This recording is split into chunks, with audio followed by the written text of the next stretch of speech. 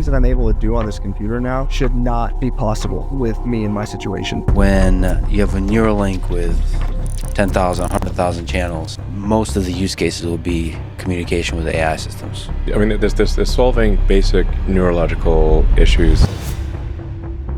It's a tiny chip, and yet it may become the most powerful technology humanity has ever created, because unlike your phone, your laptop, or your VR headset, this device goes inside your brain. Neuralink, Elon Musk's brain-computer interface company, claims it can do the impossible: cure paralysis, restore sight, treat depression, and one day even merge humans with AI. But behind the medical promises lies a much bigger question. What happens when technology and the human mind finally merge? And who controls that connection? This is the race for the brain, and Neuralink wants to win it.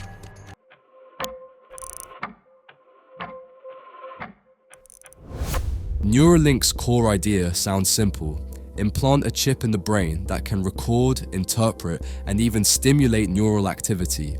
Tiny electrodes read the electrical signals that create your thoughts, memories, and movements. As he's playing this game, we are wirelessly streaming in real time the firing rates from thousands of neurons to a computer. Using these data, we calibrate the decoder by mathematically modeling the relationship between patterns of neural activity and the different joystick movements they produce. After only a few minutes of calibration, we can use the output from the decoder to move the cursor instead of the joystick.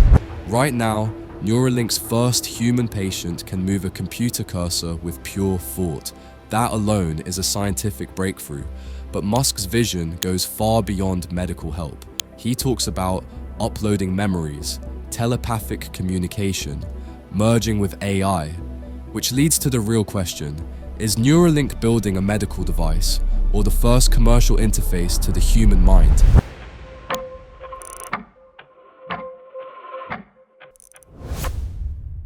Brain-computer interfaces aren't new. Scientists have been experimenting with them since the 1990s.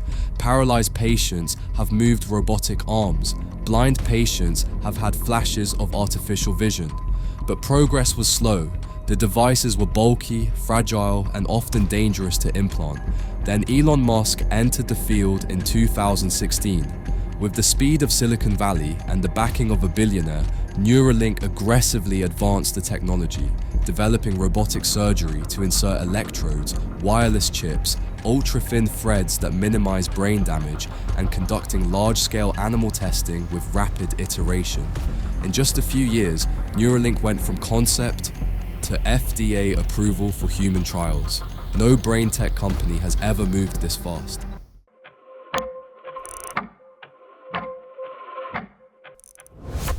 In 2024, Neuralink implanted its first human patient. Within weeks, he could control a cursor just by imagining movement. For disabled patients, this is life-changing. For Neuralink, it's proof the system works. But the trial also revealed challenges. Brain implants aren't like smartphones. You can't just restart them. You can't replace the battery. And mistakes have consequences you can't uninstall.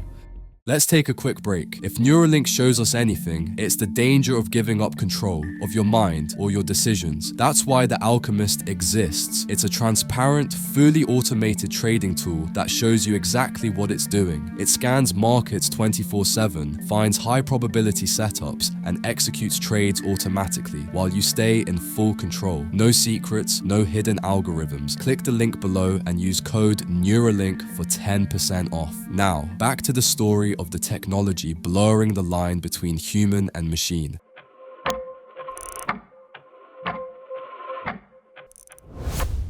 I don't want to say I was meant to break my neck and be in a wheelchair, but I'll say like the amount of people I've helped inspired or showed them how to game or create content, it's okay what happened to me because I know I'm doing a lot of good in the world.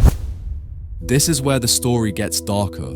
Because a brain-computer interface isn't like any other gadget. You can turn off your phone, you can delete your data, you can unplug your router, but you can't unplug your brain. Neuralink creates new ethical questions humanity has never faced. First of all, who is really in control? If Neuralink can read your brain signals, who owns that information? Is it medical data? Personal data? Then there's the question of safety. A hacked smartphone is bad enough. But a hacked brain, that's a level of danger we've never faced before. Once this technology exists, it's hard not to wonder who might want to use it. Today it helps move a computer cursor, but in the future, it could track your focus, your emotions, even your beliefs. That's information employers, governments, or big companies would love to get their hands on. There's also a final, troubling idea. What if your brain starts relying on the implant? And what if the company behind it shuts down or changes direction? Do you suddenly lose abilities you gained? Do you lose memories? Do you lose some part of your independence? For the first time in human history, technology isn't just reading our lives, it could actually influence them.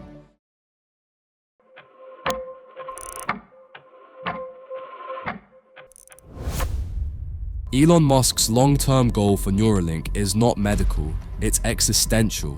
He believes artificial intelligence will surpass humans. To survive, he says, we must merge with AI.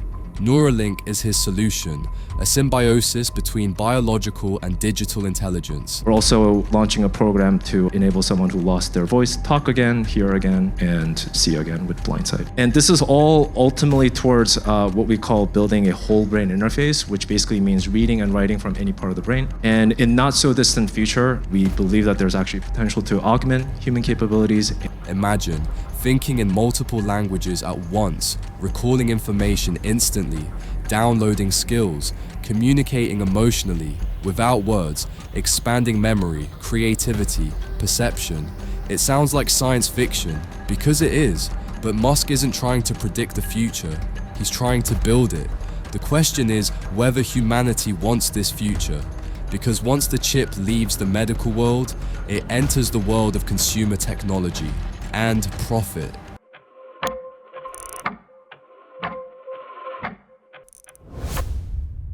Neuralink isn't alone. There is a global race to control brain-computer interfaces. Synchron is developing a safer, vascular implant. Meta is working on non-invasive neural wristbands. DARPA funds military neurotech research. China is rapidly building its own neurotechnology sector. Whoever leads this field gains power beyond military or economic dominance.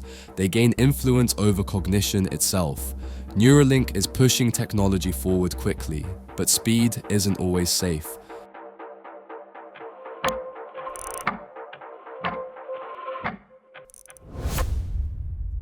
The potential misuse of brain tech is enormous. Mind reading, emotion manipulation, enhanced interrogation, neurological advertising, digital addiction at a biological level.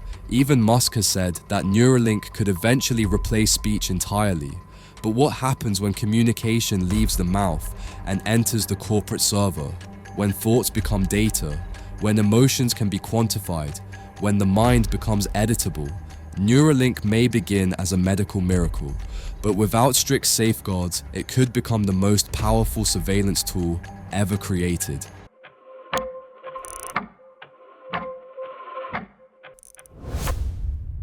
Neuralink could transform millions of lives, restoring movement, reversing blindness, treating neurological disorders, and giving independence back to people who lost it.